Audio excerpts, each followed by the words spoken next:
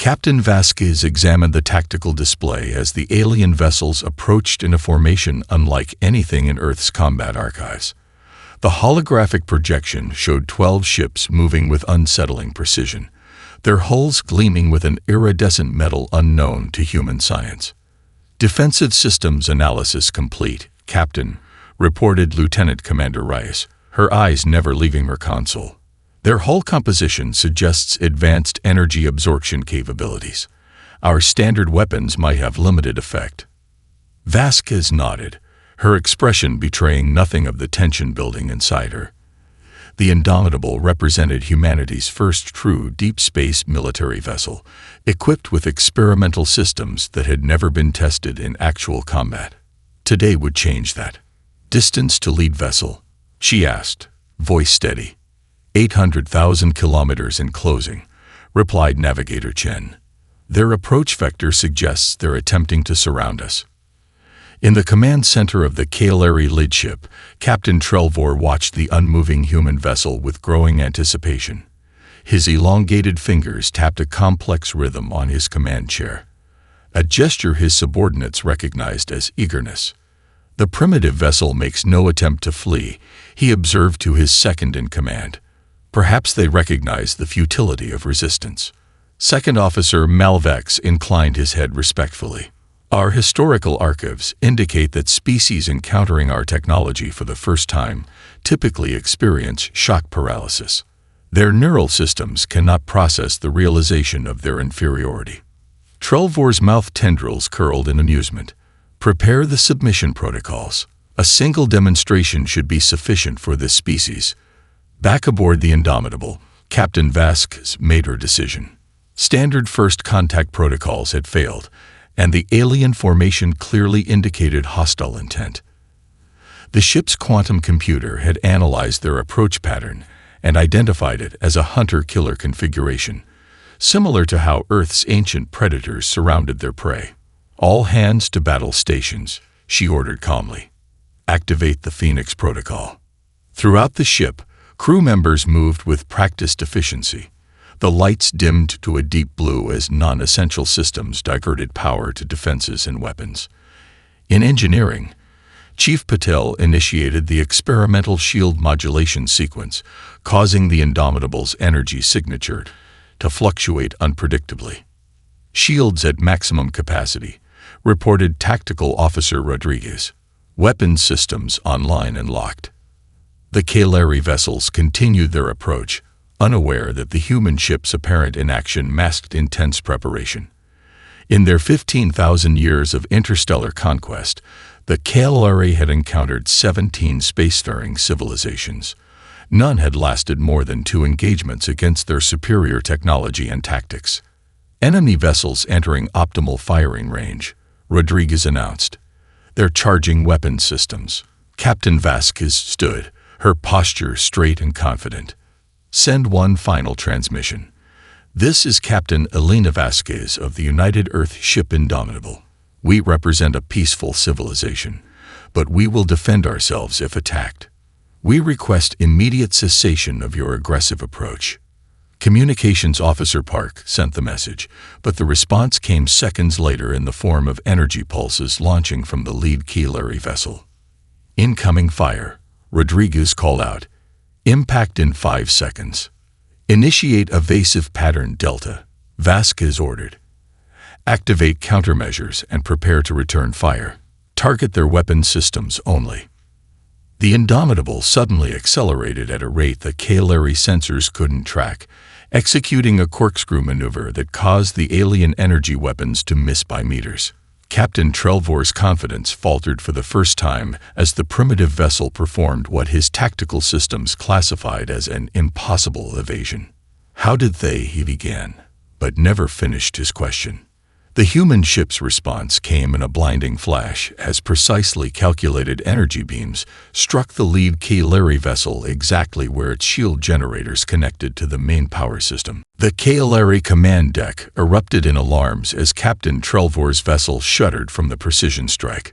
Shield efficiency dropped to 63%, a concept so foreign that the tactical officer had to verify the reading 3 times. "Impossible," Trelvor hissed, his skin flushing deep crimson in the Kaleri display of rage. How could they target a weakness our own engineers don't acknowledge exists? The human vessel continued its unpredictable movement pattern, somehow anticipating the Kaleri targeting algorithms. Each time the alien weapons locked on, the Indomitable would shift position by mere meters, just enough to transform a direct hit into a glancing blow. On the Indomitable's bridge, Lieutenant Commander Jackson worked his weapons console with the precision of a concert pianist, his fingers dancing across the holographic interface as he adjusted targeting parameters in real time. Their shields adapt quickly, he reported, but there's a pattern to the modulation. Calculating next vulnerability point now. Captain Vasquez nodded, her eyes never leaving the tactical display. They're regrouping into a new formation. Analysis. Rodriguez studied the shifting pattern of enemy vessels. Classical pincer movement, but modified for zero-gravity combat. They're trying to limit our maneuverability. Just as the simulations predicted, Vasque said with grim satisfaction. Prepare Maneuver Hydra. The crew responded instantly, their months of drilling evident in their smooth coordination. Chief Engineer Patel's voice came through the comm system from engineering. Reactor output increased to 115%. Burst capacity ready on your command, Captain. The Kaleri vessels tightened their formation, their movement precise and coordinated after thousands of years of refinement. Second Officer Malvex approached his captain cautiously. The humans are displaying tactical acumen beyond their technological development, he observed. I recommend implementing the sundering pattern. Trelvor flared his neck ridges in acknowledgement. Execute the pattern. No species has withstood it in 700 years. The Kaleri fleet separated into 3 attack groups, each targeting different sections of the human vessel in a complex sequence designed to overwhelm any defense system. Their weapons charged simultaneously, creating a web of targeting locks that would make evasion mathematically impossible. They've got us locked from multiple vectors, Rodriguez announced, tension evident in his voice despite his training. Conventional evasion is impossible. Now, Mr. Patel, Vasquez ordered. The Indomitable suddenly went dark, all external systems shutting down simultaneously. The Kaleri sensors registered the human vessel as powerless, its energy signature vanishing completely. Their triumphant communication chatter filled the encrypted channels. The primitive vessel had obviously suffered catastrophic system failure. 3 seconds later, the Indomitable reappeared, not where it had been, but directly behind the lead section of the Kaleri formation. The experimental quantum jump drive had displaced the ship across a micro-wormhole, a technology the Kaleri had theorized, but never successfully implemented. All weapons, fire at will, Vasquez commanded. The Indomitable unleashed its full arsenal, each weapon system targeting the now exposed rear sections of the Kaleri vessels, where their shield generators connected to their propulsion systems. 4 enemy ships immediately lost power, spinning helplessly in the void. On the Kaleri command vessel, Trelvor stared at his tactical display in stunned silence. The human ship had performed a maneuver that violated the fundamental laws of physics as the Kaleri understood them. How? He whispered. How did they move instantaneously through space? His tactical officer had no answer, and the silence on the command deck was broken only by the continuing alarm signals as more Kaleri vessels reported critical damage. The sundering pattern has failed, Malvex finally stated, his voice hollow with disbelief. Captain, we must consider a strategic withdrawal to regroup and analyze their capabilities. Trelvor's pride warred with his tactical sense. In 15 campaigns, he had never retreated.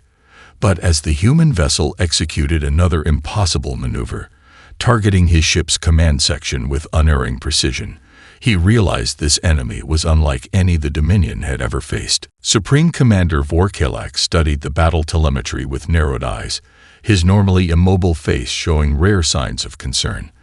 The holographic display showed the continued engagement between the human vessel and what remained of Captain Trelvor's once proud fleet. Explain how a single ship can defy our sacred formations, he demanded. Third War Master Shivrak nervously manipulated the data controls. The junior officer had been tasked with analyzing the human combat methods, a responsibility that could define, or end, his career. Commander, we've intercepted and translated enough of their communications to identify their tactical references, Shivrak said. They employ strategies attributed to historical figures from their homeworld. The holographic display shifted to show ancient Earth battles, naval engagements with wooden vessels, desert tank confrontations, and aerial combat maneuvers. These references span thousands of their years, Shivrak continued. Their tactics aren't derived from simulation or theory, but from actual combat experience accumulated across their entire civilization. Vorkalax leaned forward. You're suggesting this species evolved through continuous warfare. The evidence suggests exactly that, Commander. Their recorded history contains more conflicts than the entire Dominion has experienced since achieving space travel. Aboard the Indomitable, Engineer Patel worked frantically in the ship's reactor section. Sweat beaded on her forehead as she manually rerouted power conduits to maintain the illusion of critical systems failure. Reactor fluctuation sequence complete, she reported through her comlink. The enemy should be reading us as severely damaged, but attempting to compensate. On the bridge, Captain Vasquez acknowledged the report with a grim smile. Excellent work, Chief. Tactical. Are they taking the bait? Rodriguez monitored the enemy movements closely. Affirmative, Captain. 3 vessels are breaking formation to finish us off, just as predicted. Vasquez nodded to Communications Officer Park. Implement Phase 2 of Operation Chameleon. Park activated a specialized transmission sequence. The Indomitable began broadcasting on frequencies matching the Kalari command channels, but with subtle modulations designed to create interference patterns. In the Kalari Tactical Center, analysis systems suddenly displayed contradictory information. Their sensors showed the human vessel simultaneously in 3 different positions, each reading as authentic. What deception is this? Vorkalax demanded as the display flickered between multiple targets. Shivrak studied the phenomenon with growing horror. They're mimicking our sensor protocols, creating phantom readings that our systems authenticate as real. This technique resembles hunting methods used by Earth predators called chameleons and octopi, creatures that change their appearance to confuse prey. Vorkalax's expression darkened. They're treating us as prey. I believe, Commander, that they're implementing survival strategies developed through their evolutionary history. Our analysts have discovered something disturbing in their cultural database. They've been the apex predator on their planet for millennia, and unlike our species, they achieved this status through adaptability rather than physical dominance. On the Indomitable, Rodriguez reported success. Enemy vessels are separating to engage all 3 phantom targets. Their formation is breaking down. Execute targeting sequence, Vasquez ordered calmly. The Indomitable's weapons systems locked onto the vulnerable Kalari vessels that had separated from their protective formation.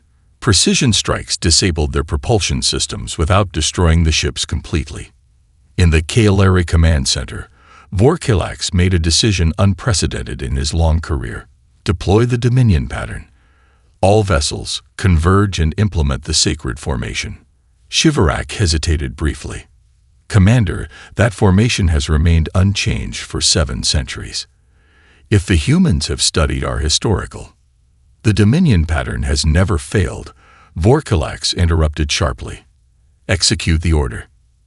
As the remaining Kalari vessels began their precise realignment, Captain Vasquez studied the emerging formation with a mixture of surprise and satisfaction.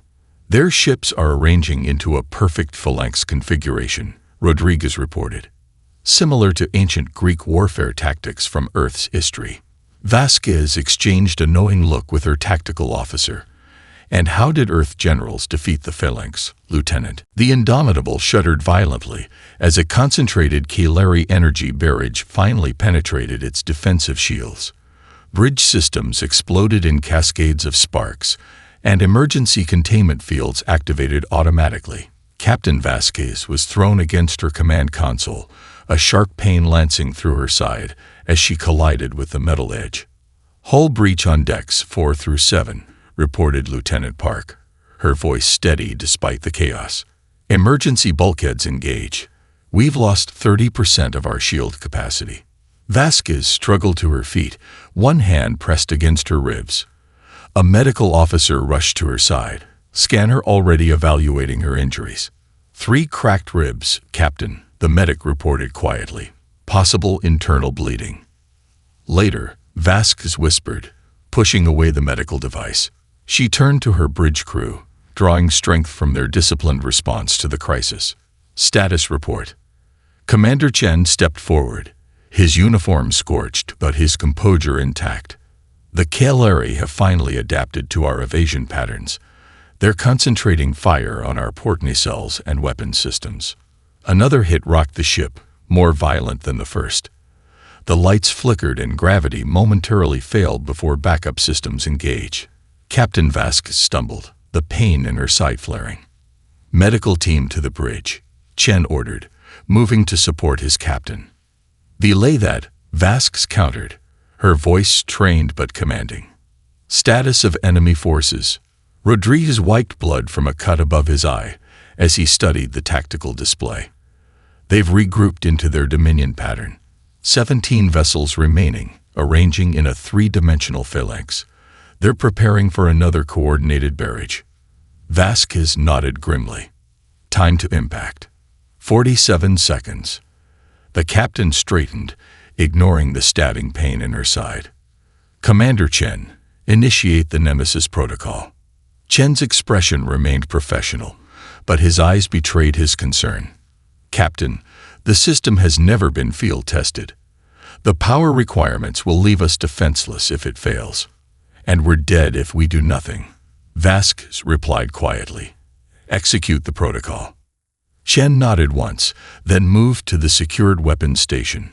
He placed his hand on the biometric scanner and spoke clearly.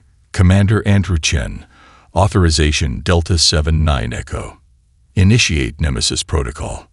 The ship's lighting shifted to deep red as power began diverting from all non-essential systems. Even life support diminished to minimum levels as the experimental weapons system drew energy from every available source.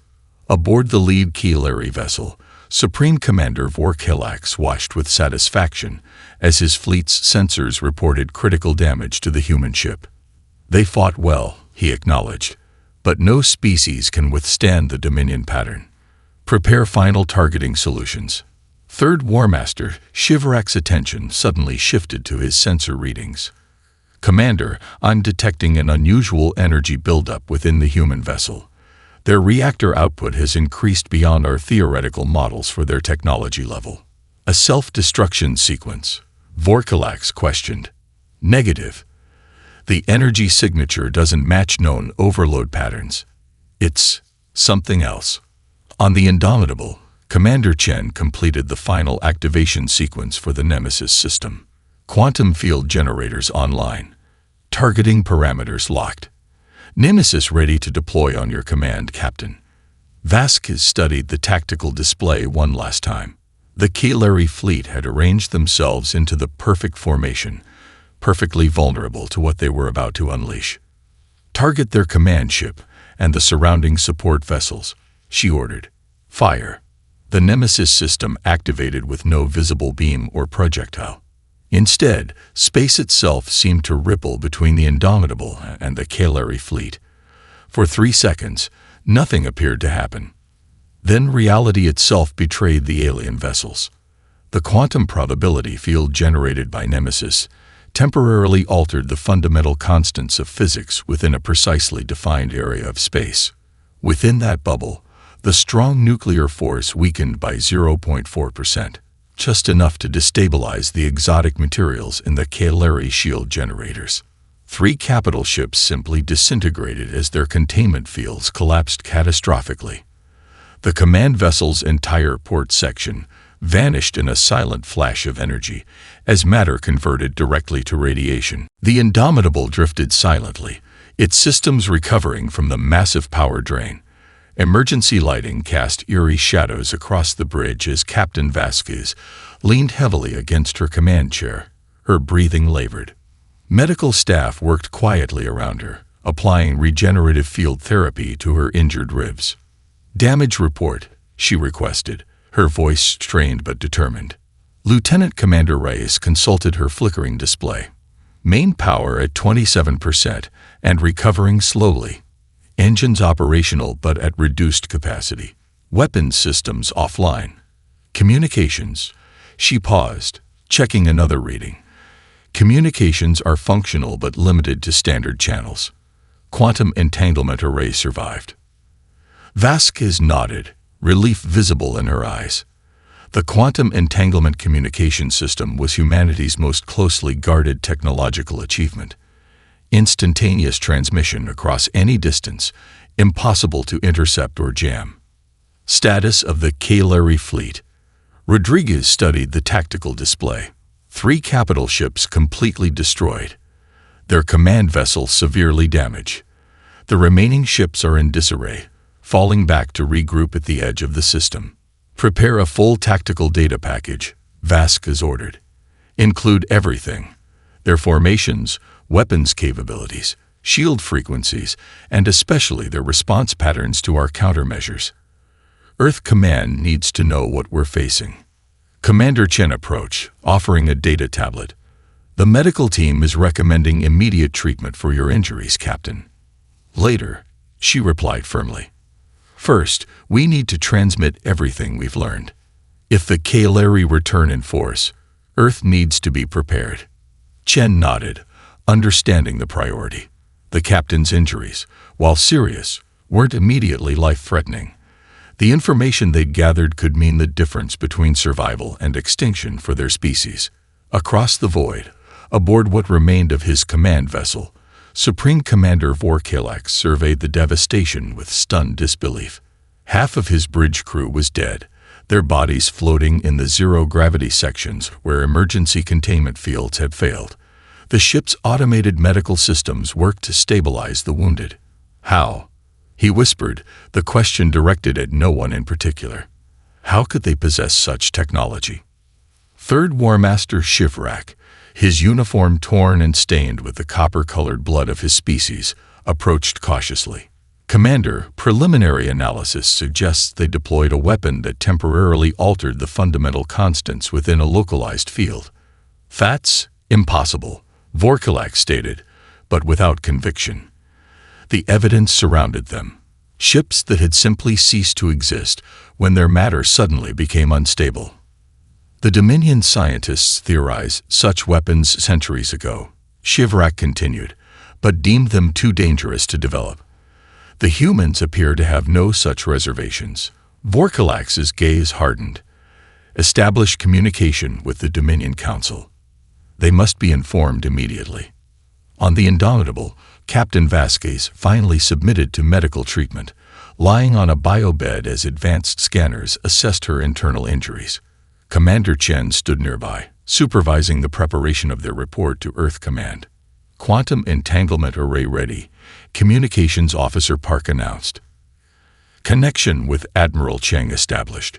A holographic display activated, showing the stern face of Admiral Cheng, Earth's highest-ranking naval officer. His expression remained impassive as he took in the visible damage to the Indomitable's bridge. "Captain Vasquez," he acknowledged, "we received your emergency signal. Report." Despite her injuries, Vasquez insisted on delivering the news herself. With the help of a medical technician, she sat upright on the biobed. "Admiral, we've made first contact with an advanced spacefaring civilization calling themselves the Cagliari Dominion. They attacked without provocation after our standard greeting. Their technology is advanced, but with weaknesses we were able to exploit." She paused, gathering her strength before continuing. "Sir, their communications indicate they represent a vast interstellar empire that has conquered multiple species, and based on their tactics, they've never encountered significant resistance before." Admiral Cheng's expression remained carefully neutral, but his eyes narrowed slightly. Your assessment of their intentions. They will return, sir, Vask stated with absolute certainty.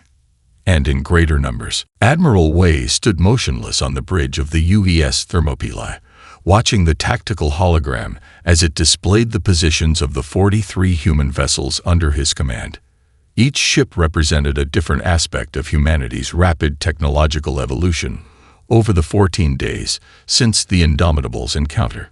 Engineers had worked around the clock, incorporating the data from Captain Vasquez's battle into new defensive and offensive systems.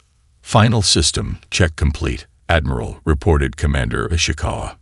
All ships reporting ready status. Wei nodded, his weathered face revealing nothing of his inner thoughts. At 62, he had spent 4 decades in Earth's naval forces, but nothing in his experience had prepared him for commanding humanity's first interstellar battle fleet.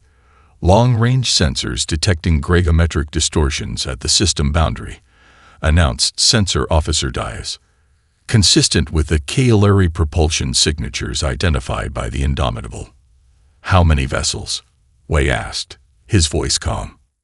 Dias studied the readings with narrowed eyes. Initial count shows 117 distinct signatures, sir. A murmur passed through the bridge crew before professional discipline reasserted itself. They had anticipated a significant force, but the reality was still sobering. Time to engagement range. Approximately 43 minutes at their current velocity. Wade turned to his communications officer. Signal all vessels to assume formation Leonidas. Activate the adaptive defense grid. Throughout the human fleet, ships moved with precision into a 3-dimensional array that appeared, from the outside, to be randomly positioned. In reality, each vessel occupied a specific location based on complex calculations derived from ancient Earth battle strategies, optimized by quantum computing. Aboard the UES Retribution, Captain Vasquez supervised final preparations from her command chair. Her recently healed ribs still ached, but she had refused to remain earthbound, while others faced the threat she had first encountered. Fleet Master Zexforin, we have visual confirmation of human defensive forces, reported the Caillari sensor officer. Their deployment pattern does not match any known configuration in our tactical database. Zexforin, chosen specifically to lead this punitive expedition after Vorkalax's failure, studied the holographic display with confident detachment. His massive frame, nearly 7 feet tall even without the ceremonial command crest, dominated the bridge. How appropriate that they adopt unpredictability as their final gesture, he remarked. A primitive species often resorts to chaos when confronted with superior order. His second-in-command, war strategist Velkorian, approached with less certainty. Fleet Master, the preliminary analysis of their vessels shows substantial modifications since our initial encounter. They appear to have adapted their technology specifically to counter our capabilities. Impossible, Zexforin dismissed.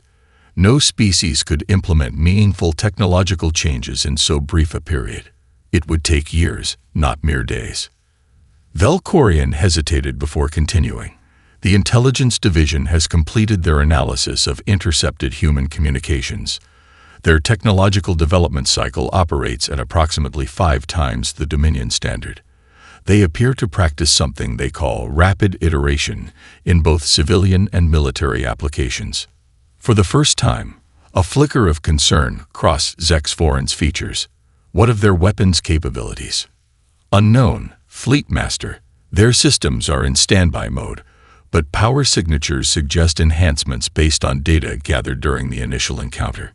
On the Thermopylae, Admiral Wei received the final confirmation. All ships report formation complete. Adaptive defense grid online. Phased quantum torpedoes armed and ready. Graviton beam emitters at full capacity. He studied the approaching Caillari fleet on the tactical display. They had arranged themselves into the predictable attack formation reported by the Indomitable. The same formation used successfully against 17 less adaptable species. Open a channel to all ships, Wei ordered. Then activate the tactical suppression field. As the Kalari fleet entered optimal engagement range, they suddenly found their sensors clouded by precisely modulated interference, patterns specifically designed to disrupt their targeting systems based on the frequencies identified during the first encounter. Contact lost. The Kalari sensor officer reported with alarm. Human vessels are no longer registering on our targeting arrays. Fleet Master Zexforan's composure finally cracked as reports of mounting casualties flooded the command deck. 27 Kalari vessels destroyed in less than an hour of engagement, with dozens more reporting critical systems failures. The human fleet moved with incomprehensible precision, separating his forces and targeting vulnerabilities that shouldn't have been detectable. Impossible, he hissed, striking his command console with enough force to crack its surface. They are vermin. They cannot defeat the Dominion's finest warriors. War strategist Velkorian approached cautiously, well aware of his commander's legendary temper. Fleet Master, we must consider a tactical withdrawal. The humans have clearly studied our weaknesses and designed specific countermeasures. Retreat. Zexforan's neck ridges flared with rage. The Dominion does not retreat before primitives. He studied the tactical display, watching as another group of his ships fell to precisely targeted human weapons. Something fundamental shifted in his tactical reasoning. If conventional warfare wouldn't bring victory, perhaps another approach would. Target their civilian installations, he ordered abruptly. The bridge fell silent. Even Velkorian looked shocked. Fleet Master, the Dominion Code explicitly prohibits engaging non-military targets. It is beneath our honor as warriors. Honor? Zexforan laughed bitterly. What honor remains in defeat? They must learn the price of resistance. Direct all functional vessels to target the human habitats on the 4th planet and the moons of the 6th planet.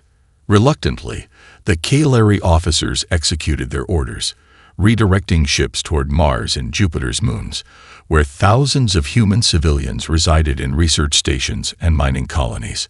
On the bridge of the Thermopylae, Sensor Officer Diaz reported with alarm. Admiral, Kalari vessels are breaking engagement. They're moving toward civilian settlements on Mars and the Jovian outposts. Admiral Wei's expression hardened. So they abandon warrior's honor. He opened a channel to the fleet. All vessels, priority alert. Enemies targeting civilian populations. Execute Defense Protocol Sentinel, immediately. Captain Vasquez received the order aboard the Retribution. Her tactical officer displayed the trajectories of the approaching Kalari ships. They'll reach Mars colony in 17 minutes, Captain. Vasquez's decision was immediate. Helm, set intercept course, maximum sustainable velocity. Tactical, prepare boarding teams. Engineering, divert all non-essential power to propulsion and shields. Commander Chen looked up from his station. Boarding teams, Captain. Yes, Vasquez confirmed, her eyes cold. If they want to target civilians, they'll learn what happens when humans fight to protect their families. Across the fleet, human vessels broke formation to intercept the Kalari ships targeting civilian installations. The Retribution accelerated at speeds that strained its structural integrity, rapidly closing the distance to the lead Kalari vessel approaching Mars. Within range in 40 seconds, the helmsman reported. Targeting their propulsion and weapons only, ordered Vasquez.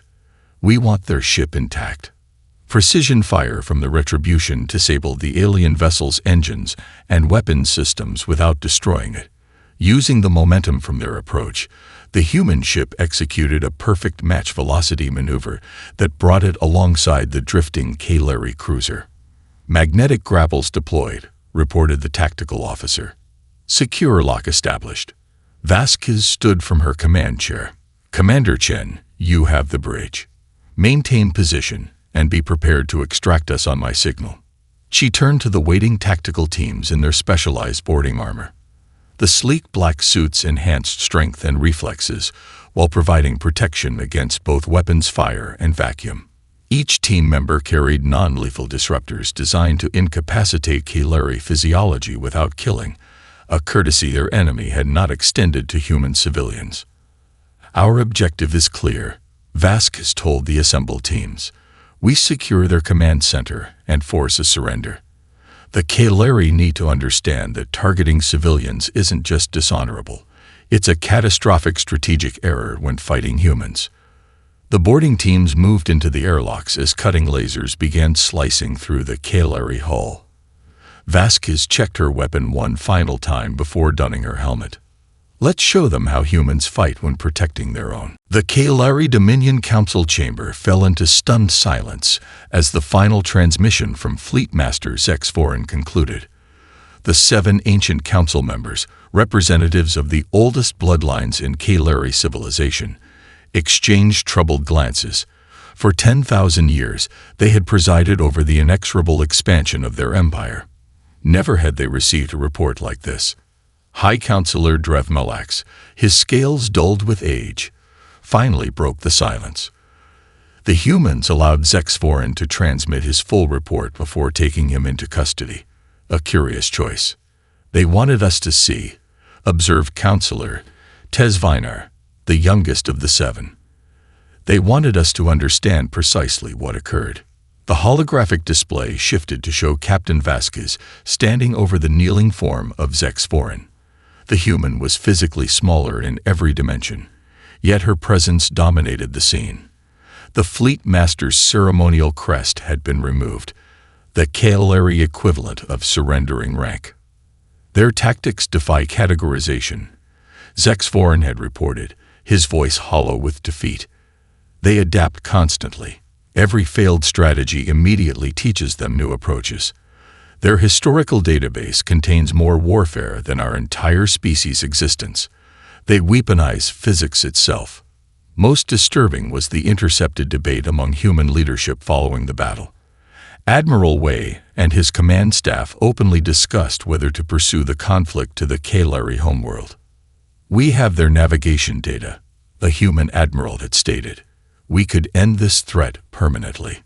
Or we could offer peace terms," another had countered. "They've seen our capabilities. They know we can defend ourselves." The concept of offering mercy to a defeated enemy was entirely alien to Kaleri thought. Victory meant subjugation. Defeat meant extinction. There was no middle ground in their 10 millennia of conquest. "Intelligence reports the humans are already improving our captured technology," reported the military liaison. "Their understanding of quantum field manipulation now exceeds our own. They've implemented innovations our engineers had theorized but never successfully developed." High Counselor Drevmelax raised a gnarled hand, silencing further reports. "The evidence is clear. We have encountered a species unlike any in our history. They possess not only the will to fight but an unparalleled ability to adapt.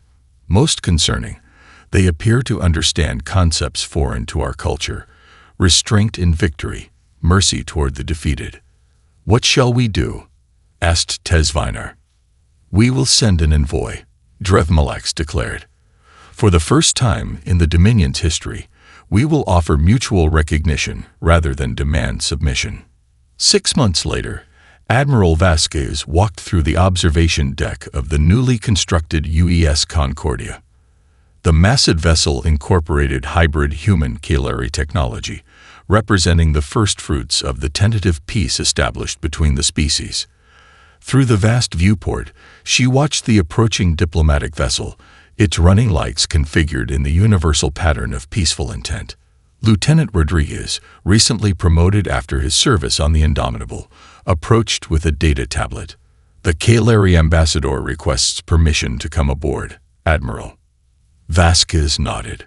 "Granted. Prepare the reception party." "Permission to speak freely, Admiral." "Always, Lieutenant." Rodriguez hesitated. "Did you ever anticipate this outcome from that first encounter? That we'd be welcoming them as potential allies rather than fighting them." Vasquez studied the stars, now filled with possibilities rather than threats. The scars from her injuries had faded, but the memories remained vivid. "Humanity's greatest strength isn't our weapons or even our tactics," she replied. "It's that we learned long ago the most important lesson of survival, knowing when to fight, when to adapt, and when to extend a hand in peace." The Caelary vessel drew closer, its design already showing human influences, more efficient engines, streamlined hulls, and most significantly, dedicated medical bays and civilian research sections. Species that had only known conquest for millennia were learning new ways to explore the stars. They came looking for submission and found resistance, Vasquez continued. But what truly shocked them wasn't our weapons. It was our willingness to offer peace from a position of strength.